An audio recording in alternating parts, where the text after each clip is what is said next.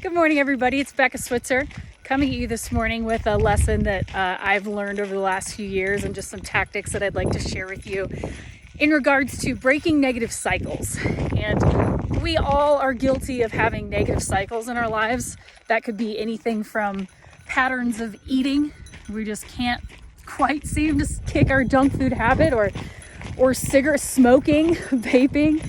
It could be relational things that you have issues with, like, for example, withdrawing from problems instead of confronting your friend or partner or whoever, which doesn't solve the problem. So basically any behavior that you have an impulse to do, a compulsion to, that you've created a repeated pattern with in your life, but does not get you the desired result that you want. Like, you're aware that it's not getting you to where you want to be, or maybe you're not aware that it's not getting you to where you want to be. And that's the lesson here in self-awareness.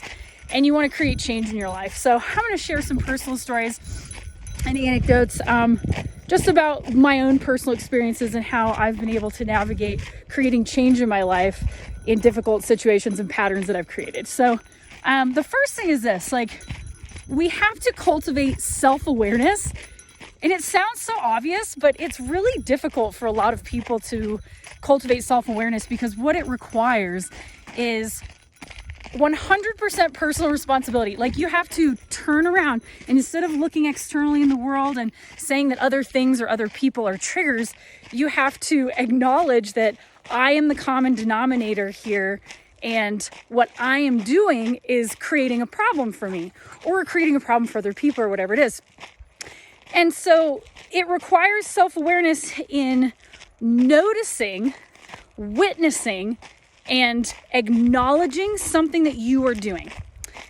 And from there, you have to stop, pause, and then pivot by simply acknowledging, I have a choice right now.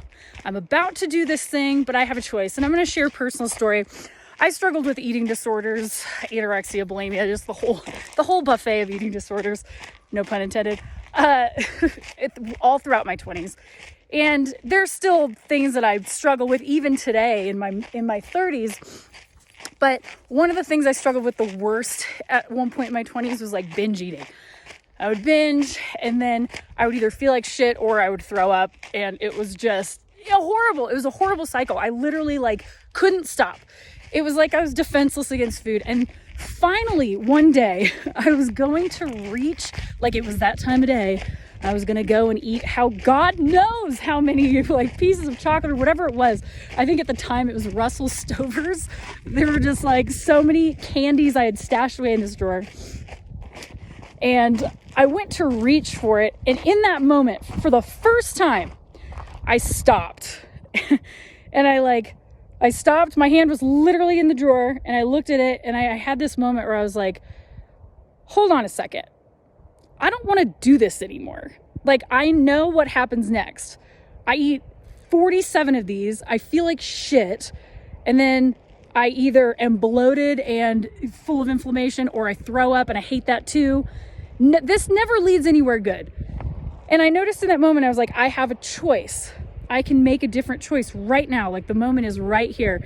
And all it took was self-awareness, recognizing this is the moment that I would usually do that thing, make the behavior that doesn't work for me, noticing and remembering that I have a choice here, and then choosing a different way. So you create your own fork in the road. So instead of blindly and unconsciously just going down the same path that you do over and over, that's not going to get you the result that you want in your life, you choose something else. You create your own fork and you just choose a different way.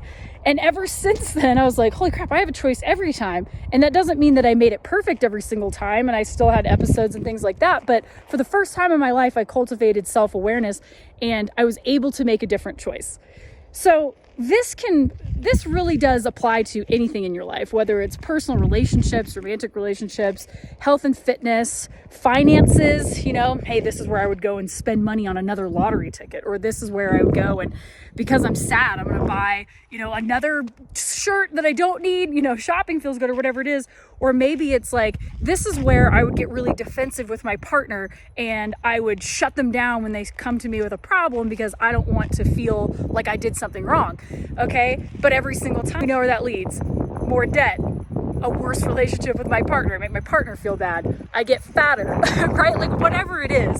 So I hope that really helps you guys today. The takeaway from this is just remembering to look in the mirror. Like, hey, I want to look at myself when these behaviors are happening. I'm not going to blame how good chocolate is. I'm not going to blame my partner. I'm not going to blame the fact that I'm sad and I just need to fill a hole somehow with another habit.